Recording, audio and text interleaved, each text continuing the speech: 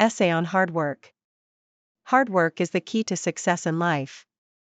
The term hard work means efforts put in, taking out enough time, and being energetic to reach desired goals. Workers truly understand that successes are not handed on a platter of gold, so they strive with work to make their dreams come true. Hard work is appreciated everywhere, whether in school, at a job, or in sports. One of the many reasons why hard work is important is that hard work instills good character in people. It teaches good virtues like discipline and patience and determination. Those characters help them be more standing up and resilient against challenges of life. Hard work teaches us that even if it's a difficult something, we should keep trying to do it. It helps us stand committed to things even when they get really tough. Hard work brings success. In life, usually, the people who achieve their objectives are those who put in the most effort. Whether this be a student striving to get excellent grades or an athlete in training to win a competition, hard work equips us with the needed skills that ultimately make us excel in life. Day after day, we inch closer to our objectives with practice and perfection. Further, achievements acquired through hard work are surely more satisfying since we realize the level of effort involved in it. Besides, hard work is respected. People like those who are serious and put in their best efforts. Hard-working people often turn out to be role models for others. They inspire others to be serious about the task at hand and put in some effort. This builds up a healthy environment where everybody is motivated to put in their best. Hard work develops an individual for growth, success, and respect. It inculcates important values in our character, such as commitment and perseverance. Though hard work is tough, in the future it pays by attaining much self-confidence to have the potential for achieving goals. Hard work can achieve any kind of goal, each effort makes one more successful. Essay on self-confidence. Self-confidence is actually the belief of an individual in his or her abilities and decisions. It plays a very important role in the life of every human being because it helps people to overcome difficulties, make choices, and even take certain risks. When people are confident, they feel positive about their own selves and their potential. This can open doors to success in school, work, and personal relationships. Another merit of self-confidence is that it enables setting goals and pursuing them. Self-confidence will lead an individual to feel that they can achieve their big or small dreams. This belief will boost them to strive hard and get rid of all the barriers that come their way. If a person does not have self-confidence, then he may doubt himself, thereby giving up easily with life's innumerable opportunities. Self-confidence also helps in relationships. When people have much confidence, they are able to communicate well and express themselves effectively. Others are likely to respect and trust them, which in turn strengthens friendships and teamwork. Further, self-confidence enables us to face criticism with equanimity. Confident people recognize that everyone commits mistakes and that people give feedback as a way of growth. This healthy attitude keeps them on their toes to improve without taking criticism personally. Self-confidence can be developed along many lines. Achieving small goals helps a person to feel capable. Positive self-talk and reminding oneself of past successes at achieving milestones is also confidence building. Comparing oneself with others is not advisable, since different people have different strengths and weaknesses. Rather, one's pride should be built upon one's progress over time. Conclusion: self-confidence is an inner strength with which we will be able to cross hurdles in life. This allows us to believe in ourselves, to confront challenges, and have meaningful relationships. Building self-confidence does take a lot of time and practice, but it pays off. In that confident mindset, one is able to progress through obstacles and move toward his goals. Essay on English as an international language.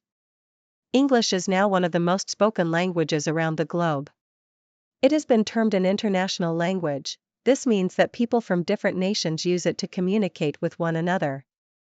Business, education, travel, and technologies are some areas in which English is used.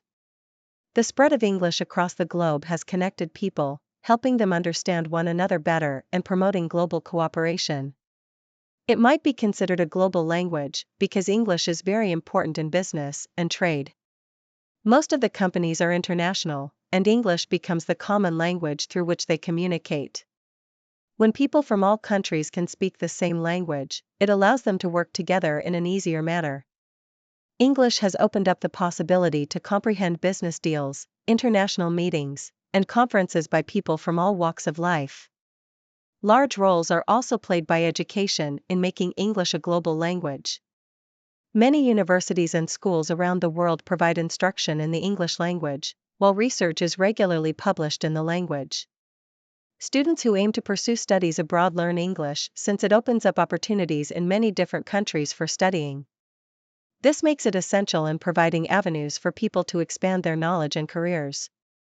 Traveling and tourism also played a very vital role in the spread of English. When going to a new place, there is the tendency for English to become a global language that people would speak. In this respect, tourists will have an easier way through their journeys since they are able to communicate with locals, ask for directions, and join in different cultures when they can understand how to speak the English language. This makes traveling easily available and pleasing to most people around the world. Not last but not least, English is one of the major languages in the world of technologies, especially online. Most websites, applications, and social network sites use English as their first language. People from various corners of the world connect online and therefore share information in English, which makes it easier to learn and share information across boundaries. It has become the global language simply because of its usage in business, education, travel, and technology. It connects people from different cultures with one another and helps them understand each other better. The growth of English as a global language will probably keep right on growing since it is playing a critical role in bringing the world closer. Self-introduction essay. My name is Simon and I am excited to share a little about myself. I am 20 years old currently and am residing in, where I have spent most of my life. Presently, I am a student in Harvard University at the name of your school. I have quite an enthusiasm for learning, growing, and leaving a positive impact on people around me. My family is so dear, and I live with my parents and brothers and sisters. They are my greatest motivators and encourage me to study hard and concentrate on my goals. They have taught me the values of being kind, honest, and respectful toward others, which I try to live by day in and day out. My hobbies are numerous activities such as reading, playing sport, drawing, and listening to music. They give me rest and allow me to be in a good mood. One of my favorite hobbies is the one that includes detailed activity, like playing this or that sport, an instrument, or something else. This hobby taught me such abilities and skills such as team play and patience that helped me not only while performing this hobby, but also in other spheres of my life. I like learning subjects such as, these subjects excite me because they make me think and learn new things. When I grow up and get older, I would want to. I know it will take hard work to achieve all those things, but I am willing to do so in order to see my dreams come to life. Therefore, I am someone who protects the family well, learns, and grows. I try to be one who assists others and has something useful in the world. I am excited about what lies ahead and look forward to learning more and reaching my full potential. Thank you for taking the time to get to know me. My first day at school. I remember my first day at school being both exciting and filled with nervousness. I could get up early in the morning, feeling happy and afraid at the same time. This was my very first day at school, and I didn't know what the day had in store for me. I put on my new uniform and packed everything in my bag that I thought I would need. They were happy for me, yet looked slightly sad to see me grow up. When I got to the school, it was really huge, larger than what I thought. Many children ran around in groups, some older than me. I was feeling a little shy and did not know which direction to take. My teacher at the door was Mrs. Smith, a kind woman. She smiled and made me feel welcome. She took me into my classroom, where I saw a lot of other kids at desks. Some were talking and laughing, others looked as nervous as I did. We had so much fun throughout the day, playing games, singing songs, and even making new friends. I was so happy to realize that everyone was friendly and it wasn't that scary going to school as I thought it would be. The break time was the best, wherein I got to play outside with my new friends. By day's end, I was tired but so very happy. At that moment, I knew school would be a place where one ought to have some fun and learn something. I could hardly wait for the next day. Finally, my first day at school was a day to remember. I picked up a lot of new things that day and made new friends, too, and a journey started which shaped my future. School became a place where I could be safe, happy, and eager to learn. Times I failed and what I learned. I once failed when I joined the soccer team during the first year of high school. I was excited to play, then soon realized it was a lot more difficult than imagined. I was less technical compared to some of my teammates, and it was hard for me to keep up with the level of play they were giving. During my first game, I had a crucial goal I couldn't make that could have helped us win. I felt embarrassed and disappointed in myself.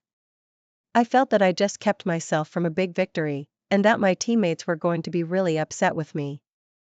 Immediately after the game, I knew I had one of two options: quit the team or work hard to better myself. I didn't quit, but rather resolved to put more effort into being on the team. I put in more hours of practice than ever, honing my skills and working on field and off field. I asked my coach and teammates for advice, and they helped me with tips on how to improve. I worked hard, sometimes frustrating, but I stuck it out. From this experience, I learned an important lesson about failing. Through this, I realized that failure is just not the end, it is a part of learning. This failure in the field actually made me determined to work harder and be a better player. Another thing I learned from the sport is the use of persistence. Though not the best on the team, I kept practicing, and toward the end of the season, I had greatly improved my skills. In the end, failing at my first soccer game taught me salient lessons. I learned to embrace failure and to take it as a chance to grow. Hard work and never giving up were other important things that I learned. This experience taught me that failure can lead to success if we are just willing to keep trying. How to do laundry. Doing laundry is a helpful survival skill that will keep your clothes clean and fresh. It may seem complex at first, but if you follow a few simple steps, it's quite easy. Start by sorting your clothes. It is better to separate them according to the color type and type of fabric. For instance, keep whites, dark colors, and bright colors in different piles. This way, you can avoid the colors bleeding onto other clothes.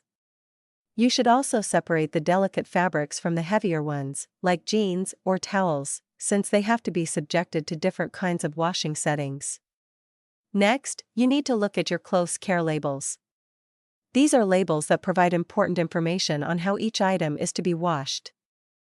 Some may require cold water, but some may not be harmed by extremely hot water. The labels will indicate if any of the clothes require hand washing or dry cleaning. Once separated, it would be time to load the washing machine. Place your clothes in the washer, but make sure not to overload it, for it may impede proper cleaning. Add the correct amount of detergent on the bottle for the size of your load. If you are doing some delicate items, you may want to use a mild detergent.